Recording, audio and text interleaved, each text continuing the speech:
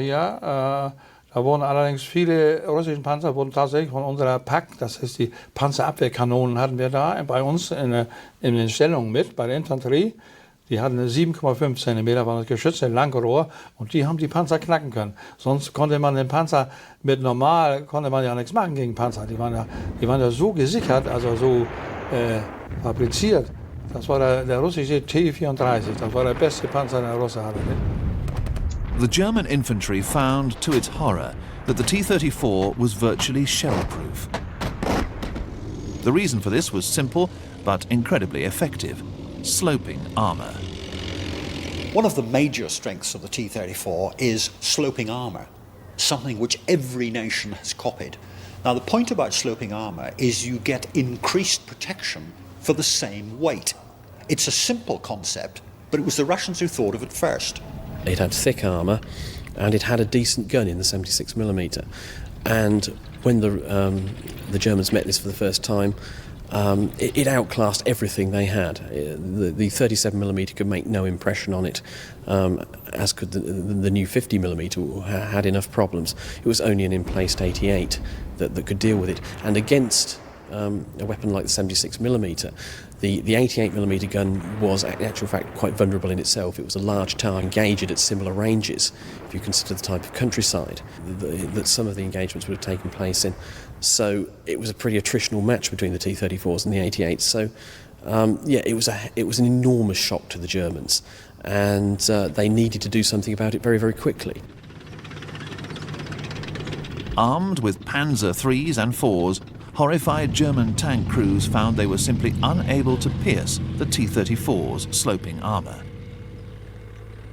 Oder noch schwächer, vielleicht mal eine 7,5 dabei.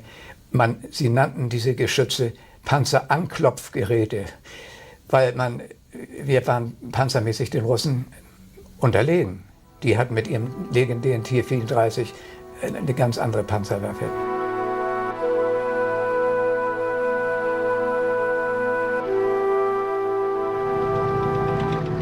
Yet the Soviets faced some serious problems at the beginning of Operation Barbarossa. They had the excellent T-34, but there were too few of them, and they were not concentrated in battle. The odd T-34 did pose some tactical problems for Hitler's army, but superior German training and doctrine almost outweighed this advantage.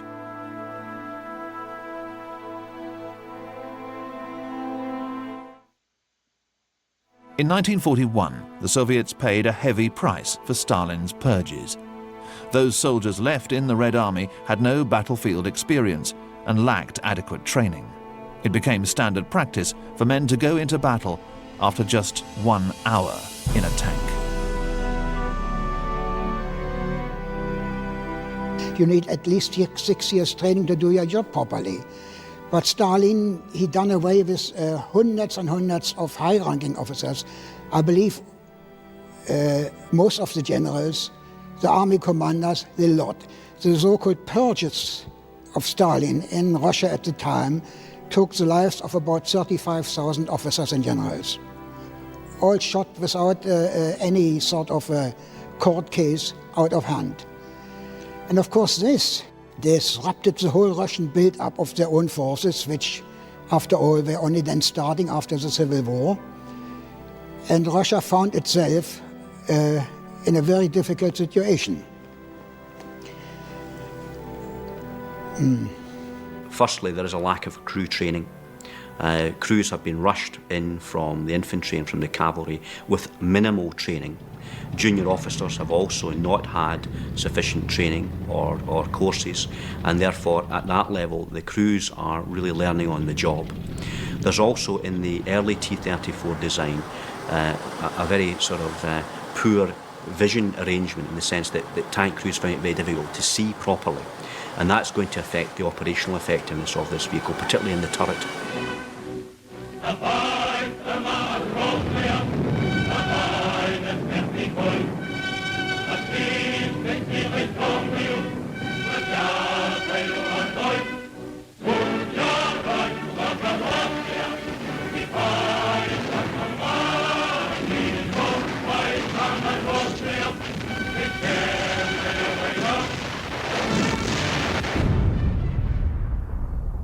Communication in the Red Army was appalling. Many soldiers were illiterate, and there was a chronic shortage of radios, making command and control nearly impossible.